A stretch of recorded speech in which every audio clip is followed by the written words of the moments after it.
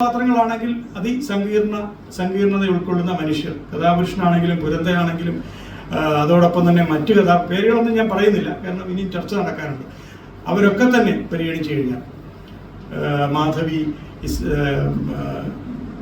അങ്ങനെയുള്ള ഒട്ടേറെ ക്യാരക്ടേഴ്സ് കഥാപാത്രങ്ങളുണ്ട്. അപ്പം അവരെയൊക്കെ എടുത്ത് വിശദമാക്കുമ്പോൾ ഭാഷ പലപ്പോഴും ഓരോ സാഹചര്യത്തിനൊത്ത് നവീകരിക്കപ്പെടുന്ന ഒരു സാഹചര്യം നമുക്ക് കാണാം. കർക്കശമാകേണ്ടടുത്ത് കർക്കശമാകുന്നു. രക്തസാക്ഷികളെ പറ്റി പറയുമ്പോൾ അത് എങ്ങനെയാണോ ചുവക്കേണ്ടത് അങ്ങനെ ചുവക്കുന്നു. ചാവേറുകളുടെ കാര്യങ്ങൾ പറയുമ്പോൾ ഭാഷ പൊട്ടിത്തെറിക്കുന്നു.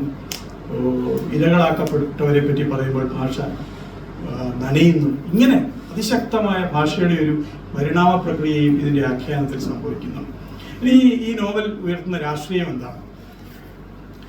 ഈ നോവൽ മുന്നോട്ട് വയ്ക്കുന്ന ഏറ്റവും പ്രധാന രാഷ്ട്രീയം എന്ന് പറയുന്നത് എന്തുകൊണ്ടാണ് ഒളിപ്പോരാട്ടങ്ങളൊക്കെ തന്നെ ഒറ്റപ്പെട്ടു പോകുന്നത്? ആരെ സംരക്ഷിക്കാൻ ശ്രമിക്കുന്നുവോ അവരിൽ നിന്ന് അതെങ്ങനെയാണ് അകന്നു പോകുന്നത്?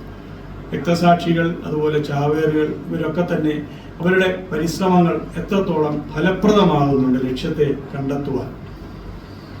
അങ്ങനെ താറുമാറായിപ്പോയൊരു രാജ്യം എങ്ങനെയാണ് അതിജീവിക്കുന്നത്? ഇത്തരം വലിയ ചോദ്യങ്ങൾ ഈ പുസ്തകം മുന്നോട്ട് വയ്ക്കുന്നു. ഇതിലെ ചില ഭാഗങ്ങൾ ഞാൻ വെറുതെ ഒന്ന് സൂചിപ്പിച്ച ശേഷം പെട്ടെന്ന് തന്നെ നിർത്താം, കാരണം വിശദമായ മറ്റു ചർച്ചകൾ നടക്കാനുണ്ട്.